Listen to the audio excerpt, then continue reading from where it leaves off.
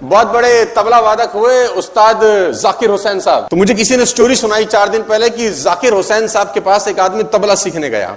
Normally Zakir Hussain tabla सिखाते नहीं थे, है ना। तो उसने बोला हुजूर चेला बना लो। तो उसने बोला चेला तो बनाता नहीं हूं। बोला जी आप ही से सीखना है, कोई भी कुछ भी करो, कुछ भी कीमत ले लो, लेकिन आप मुझको सिखा दो। तो जाकिर हुसैन ने बोला कभी तबला आज से पहले तूने कभी तबला बजाया? उसने बोला हाँ सर, कभी कभी 6-8 महीने सीखा हूं कहीं पर, अब वहां से छोड़ दिया है, अब आपसे सीखना चाहता हूं।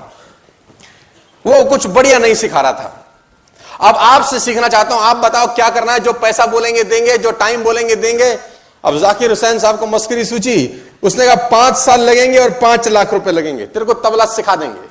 तो उसने बोला डन सर, 5 लाख भी दिए और 5 साल भी दिए, डन, सिखाओ सर। उसने बोला कल से तेरी क्लास चालू होगी।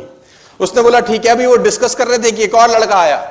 उसने बोला हुसैन साहब मुझको भी तबला सीखना है। वो छोटा सा लड़का 12-13 साल का। जाकिर हुसैन ने बोला सिखा देंगे। उसने बोला फीस कितनी लगेगी? बोला 1 साल और 1 लाख रुपए। तो आदमी ने बोला अन्याय है, ये तो अन्याय है। अभी 2 मिनट पहले 5 लाख रुपए हमको बोला और 5 साल बोला, इसको 1 लाख और 1 साल क्यों बोला? बोला तू 6 महीने सीख चुका है, 4 लाख और 4 साल तेरे मिटाने में लगेंगे जो तूने सीखा है। जो 4 लाख और 4 साल तेरे से फालतू मांगे हैं वो इरेज करना पड़ेगा जो तूने। मैं मुंबई में था, बहुत साल पहले की ये घटना है, और मेरा एक दोस्त है जिसका जो बेटा है वो बहुत अच्छा टेनिस खेलता था। और ये बिल्कुल सटीक उदाहरण है, आज आपको मैं देना चाहता हूं।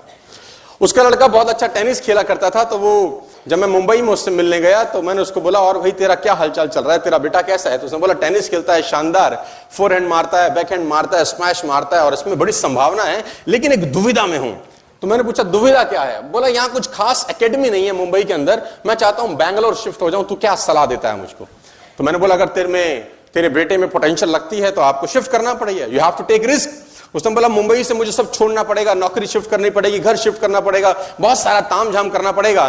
तो मैंने कहा जिंदगी बनाने के लिए जिंदगी दांव पे लगानी पड़ती है ना, जब तक रातें ना जागे नसीब नहीं जागता, यू हैव टू गो। तो वो मुंबई से बैंगलोर चला गया, अपना सब तामझाम उठा के नौकरी शिफ्ट करने के बाद वो बैंगलोर चला गया। अब जब वो बैंगलोर चला गया तो बहुत महीने, 6 महीने, साल, 1.5 साल के बाद मेरा बैंगलोर जाने का मौका लगा, है ना। तो वो मुझको मिला। तो मैंने उसको पूछा और भाई तेरे बेटे का टेनिस एकेडमी में कैसा प्रैक्टिस चल रहा है? तो मुझे छूटते ही आग बबूला हो गया, बोला मरवा दिया साले तूने, बर्बाद कर दिया तूने। मैंने कहा क्या बात होगी? उसने बोला बंबई बिल्कुल ठीक था, फंस गए यहां पे तो बैंगलोर में आके। तो मैंने बोला तकलीफ क्या हुई? बोला तकलीफ यह है कि वहां 8-9 महीने 10 महीने की कोचिंग के अंदर लड़का बैकहैंड मार रहा था, स्मैश मार रहा था, सर्विस रोक पा रहा था। मैंने कहा यहां क्या तकलीफ है? कह रहा 12 महीने के आसपास हो गया है, जो कोच है उसने रैकेट तक नहीं पकड़ाया लौंडे को मेरे।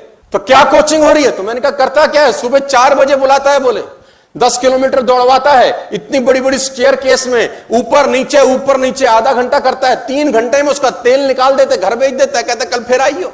रैकेट नहीं पकड़ा रहा। तो मैं सोच रहा हूं कि मैं मुंबई वापस शिफ्ट हो जाऊं। तो मैंने बोला ऐसी गलती मत करियो, तेरा लड़का सही हाथों में है। क्योंकि टेनिस खेलना एक आर्ट है, वो आर्ट कभी भी डेवलप हो सकता है, लेकिन टेनिस खेलने के लिए जैसा शरीर होना चाहिए, तेरा कोच तेरे बेटे का वो शरीर पहले बना रहा है। एक बार शरीर बन गया तो टेनिस तो कभी भी खेला जा सकता है, कभी भी सीखा जा